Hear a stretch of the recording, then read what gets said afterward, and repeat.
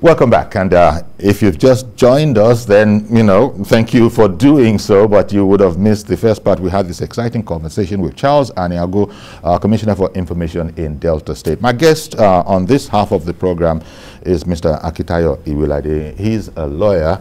Thank you very much for coming on. It's a pleasure. Keep your eyes on the polity as indeed, our pleasure. Keep your eyes on the polity as well. And the statement that sort of re-echoed yesterday, President Buhari, Muhammadu Buhari's statement that sometime, I think, shortly ago, I will not leave as a failure in relation to security and all of those kind of things. Well, he sort of reiterated that sentiment yesterday on his one-day visit to Imo State, speaking to, and he was speaking to Igbo leaders of thought. That's one thing. But inter alia there, I will stabilize security and the economy before leaving, is a statement paraphrasing the president in case we didn't get him word perfect. I'll be stabilizing the security and economy before leaving. Would you take this to mean that the president seems to be concentrating now more than before on his legacy? Well, in some sense, I think I would agree with that broad characterization of the president's statements and its intendments. And in addition to that, I could also consider it as maybe an heightened awareness of what the everyday concerns of Nigerians have been regarding how things have been, how things have become, and what needs to be urgently done to ensure that we turn around things and ensure that we, stabilize the country a lot more. So in some sense, I think the statement is reassuring on the expectation that it should be followed up with the appropriate actions, the appropriate mechanisms and consultations that are required. Because what are those things that matter to us actually as everyday Nigerians? We want to be safe in our neighborhoods. We want to be safe on our roads. We want to be safe in our farms. We want to be safe. We want peace. We want stability. We want security. And of course, we want an economy that is thriving, where prosperity can trickle down to everyone from top to bottom and all of that. We could also say that checking corruption is also an important part of security. Extremely important, extremely important. So as it stands now, so if the president is now coming forward to speak specifically on the subject of security, I'll take that to mean that it's a reawakening, even on the side of the government, that look, these are the everyday complaints of everyday Nigerians, and these are the things that we need to reassure Nigerians about. And in addition to that, the question of stabilizing security and economy before leaving, I think it would even be a bit simplistic to imagine that with the little time left between now and 2023, that the entire matrix of Nigerian security, architecture, and economy can be completely resolved. Yes, because here we are 6 years into the president's 8-year term. Exactly. So what is important is that the work should, governance is a continuum, like it's generally said. The work should continue, but there should be no illusions about whether the entire questions would have been completely resolved. And so that must, by necessary implication, take us that in addition to the work of the president, ensuring and speaking to this consciousness of Nigerians, we expect that the president should also be looking in the direction of succession. That how do I ensure that whatever good things we're able to rev up now, between now and the little time I have left to be president of Nigeria constitutionally, what are we going to do to also ensure that we ensure that the change of baton, when it happens constitutionally, of course, leads to a further revving up, and all, because I believe that every good leader must want his or a successor to be much greater than him, just like a build on what he might have been able to do. Exactly, and build on that significantly, and all of that. So you are not yet a leader until your succession is much even greater than yourself and is able to take things up. Where are those things that you probably may have done better, for some reason you may have missed? What are those lessons your successor is supposed to pick from that, and all of those things? So these are all conversations all around it. We are in good time, are we not, for the very things that you're talking about? With 2 years left, let's just put it roundly like that. We are in good time for those important indices that you've spoken about, you know, that any person in a situation of power authority must necessarily be thinking of his succession?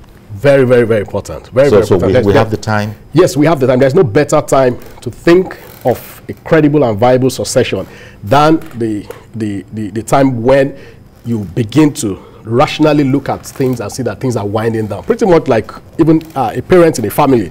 If you want a family to survive and be much more progressive after you, which is really how families grow over centuries, over ages, you have to be very, very conscious, not just of your time in the leadership of that family, but also of what happens after.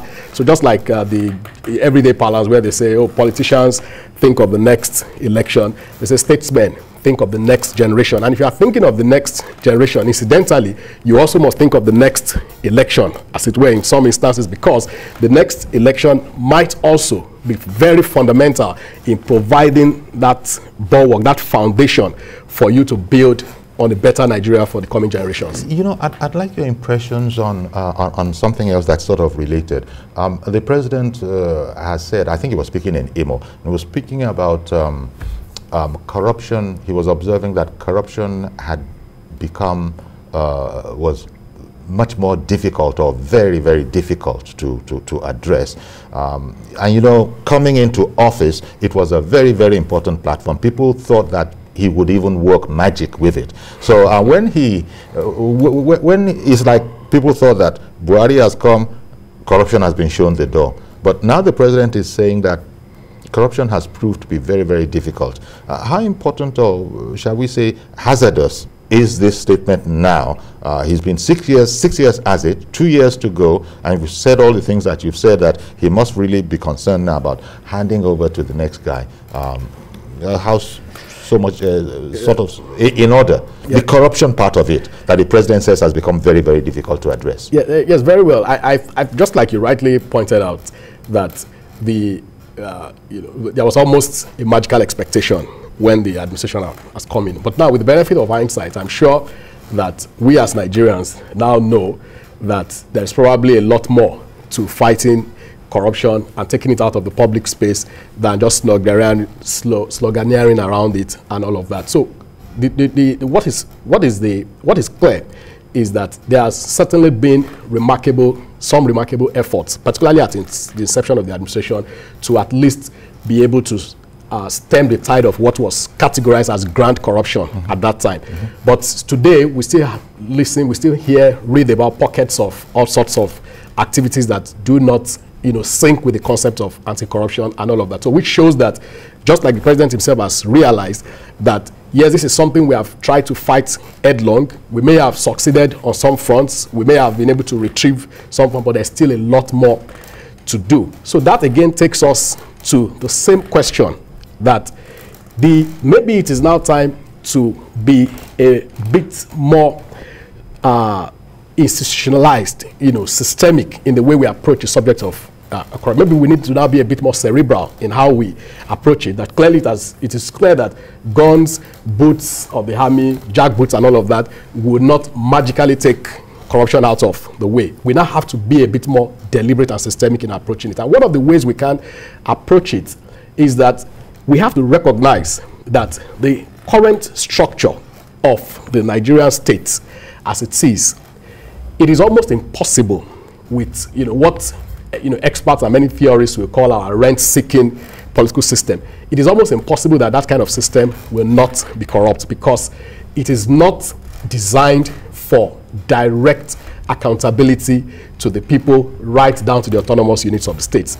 And that links us to the subject of federalism, that if we decentralize governance in Nigeria, we devolve powers appropriately to the autonomous units, you know, and all of those sort of things, the people will have a greater sense of ownership, owning the governance system. Unlike now, where anybody who goes to Abuja is being seen by people down in his local community as having gone there to pick some share of what is the so-called national cake and then return to command. But if you devolve powers to the states, and interestingly, we're in a very interesting season where everybody is talking about the VAT, what has the very remarkable step the Rivers State government has taken to deepen the conversation around fiscal federalism and all that. We will find that we need to break down the current behemoth of the federal system and ensure that it is truly a federal system of government. And in taking us there, for example, there's a book that quite a number of people will be aware of. The title of that book is Why Nations Fail. And the very credible authors. One of the authors was even at that time was somebody who was listed or shortlisted for the Nobel Prize in economics. Now, one of the two analyses that stand out in that book, research of over 600 years of studying different societies and why some failed and why some are prospering, even in modern day, is that a society that is built on what is called an extractive political system of governance, which is just all about taking resources and sharing, that such societies ultimately will never really be able to attain prosperity and inclusiveness for all its people, as against a society that runs inclusive governance, inclusive in the sense of, if you are an heterogeneous society, you are running a federal system that decentralizes power, that decentralizes resource allocation, resource sharing. All of those things are very, very key to getting the people to eventually own governance. So, for example, as it stands today, look at the beautiful arguments that have been coming back and forth about the subject of VAT, about the subject of the capacity of the states to make income for themselves, and taking advantage of a very credible platform like yours. I would want to say that the way we are even going about the conversation around this VAT thing, I think it's important to sound a note of caution that we should not see it as a divide between sections or areas of the country. I think I get your meaning. But before you, let me bring in, good morning, Mr. Sani Adamu in Kano. Hello, good morning. Good morning, sir. Please go ahead. Yeah, we're trying to make a inquiry on this one. So I don't know if we can. Go ahead. Did you want to make an observation or ask a question? Sonny Adamu from Kano, you have the floor. What did you want to say? My name.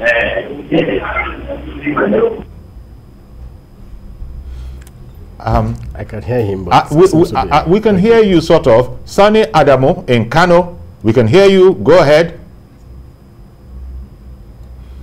It looks like there was a technical issue with that. I wonder what Sonny Adamu wanted to contribute, or whether, but so it goes back to people are talking about restructuring, for instance. You talk about the whole federalism principle. Well, the president has said in a different context that what are you really restructuring? He can't see what you want to restructure. No doubt the president must have had his own particular set of reasonings for that statement. But would you say that the restructuring thing is, one, doable, two, important, or let me say crucial? I think it's even, it is fundamental, and it's an economic imperative. It's not just a buzzword. I get the president's point, because I've listened to a few of his interviews where he said that even people who talk about this restructuring federalism, some of them don't even know exactly what they are, gaming at and all that. But there's a fine point that Pastor Tunde Bakari raised that I listened to in one of his video clips, where he said that if you don't understand the subject of restructuring of federalism, just look back at the First Republic and ask yourself the questions that why was it that the First Republic regions were able to thrive as significantly as they did compared to what we currently have. I read in an headline, I saw in an headline online, one of these major newspapers, that said that there are over 30 states in Nigeria today that may be on the brink of bankruptcy if the current position on the VAT stands. And what that tells us is that those 30 states are scattered all across Nigeria. That's the point I was trying to also make, that this debate about federalism is a debate that should be conducted in a manner that shows all of us that it is in our enlightened self-interest, regardless of where we are, where we live or reside in the country. It's in everyone's enlightened interest to embrace the concept of federalism, because prosperity for all is very, very critical. Now, the 30 states across the country that are said to be, so those are states where you can tell that not much economic investments are going on relative to Nigeria, economic viability, and it is not because any state is inherently incapable, but it is because we have made an habit of this rentier system where everybody sits back and just waits because of the present day structure or non-structure. Or non-structure, shall we say. I like that, non-structure actually. Let me bring in Mazi Okorafor in Arochukwu. Good morning.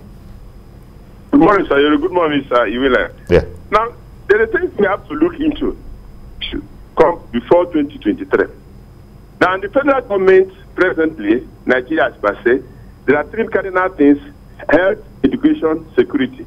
And rather to restructure or not to restructure. As a country, Nigeria is a country full of what? Human capital, material resources, social intelligence, name them. But the question is this: we have not tapped all these resources. All those resources are available. We are not making use of it because of either sentiments or because of tribalism, because of that is the major thing. That because 2023 is not far. To me, it's far, but people say that it's just around the. No. But the question is, we have to put the three cardinal things in order before 2023. That is to say, the education and health and security. Now, even though you restructure Nigeria today, to me, I would suggest restructure Nigeria into these geopolitical zones, whether Nigeria wants it or not. But the question is, will it solve the problem? Not as we are an economy. Our economy is purely imported economy. We import everything we use in terms of raw material because we have all the resources we have in this country. Now you ask yourself, I want to ask our guests, now as you are seated there, what advice are you going to give to all these states? No state or local government in Nigeria that doesn't have natural resources, but all these are not being tapped. Rather, we depend on federal government or federal government, which does not help the situation. Now, what is forward? Because Nigeria, we are good in policy making, implementation, and monitoring. Zero. Thank you very much. Have a pleasant day in Lagos. Thank you very much, Mazi Okorafor. Yeah, I like that very important point Mr. Mazi raised, particularly on the subject of security. No, Mr. Okorafor. Mr. Okorafor. Mazi is the title. Okay, Mazi is the title. Fantastic. Mr. Okorafor raised. And also the question he raised around what advice can even be given to the states in the current situation. Yes. Now, the subject of security, unfortunately, cannot also even be resolved without the federal question. For example, security is essentially the policing system that we have in Nigeria, among other factors that drive insecurity. But the current policing system, we all have seen that system has failed completely woefully. And state policing is something that experts, persons who have done comparative studies of other heterogeneous societies like ours, have seen that you cannot have a country heterogeneous like this and have it centrally policed. You have to decentralize the police structure, but you cannot even achieve that constitutionally without restructuring the political system, without restructuring the constitution that makes it imperative that there can be only one federal police. So that's very critical. So the security question, Mazi, Mr. Mazi Okorafor, the security is talked about cannot also be resolved without us looking in the direction of federalism. Okay, secondly, one moment, please. I beg your pardon. Because in the meantime, Ibrahim in Kaduna has called in. Good morning, Ibrahim. Good morning, Sir Onkuyori, and good morning to your guests. Thank you. Yes. Yes, it has been Ibrahim from Kaduna. Calling on people, no connection. You see, this issue of restructuring by Nigerians for Nigerians, I think it's a song that is there. But it's high time for us now to start looking at some of their content. Not generally that we must implement all what people are agitating for. It is something that makes someone to keep on agitating for something here and there. Because as a human being, we all know what is right and what is wrong. And we until start going deep into ourselves and be truth and be sincere in Nigeria, in the project called Nigeria. As we all know, like your first model, focus then. I know him quite okay. I'm following. I wanted to be connected to that point because the state Delta is my best state. And I know well what it can enable me to dwell on it. Small, a little bit, just a minute. Very, very, very briefly. We've run out of time. Yes, of course. I know how the place look alike, the terrain, because this is where I was born before coming back to the village. All my life here. Okay. Then, the little percentage that are given to them, it's okay. Let them satisfy because this issue has been dwelling in national service for some long time now, but nothing has been done.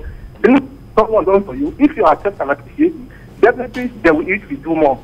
So, because of all Deltans and Nigeria indeed, let us be sincere with ourselves, appreciate the little we have, and Nigeria will definitely move forward. The issue of security will be a piece of the past. It's not going to last forever.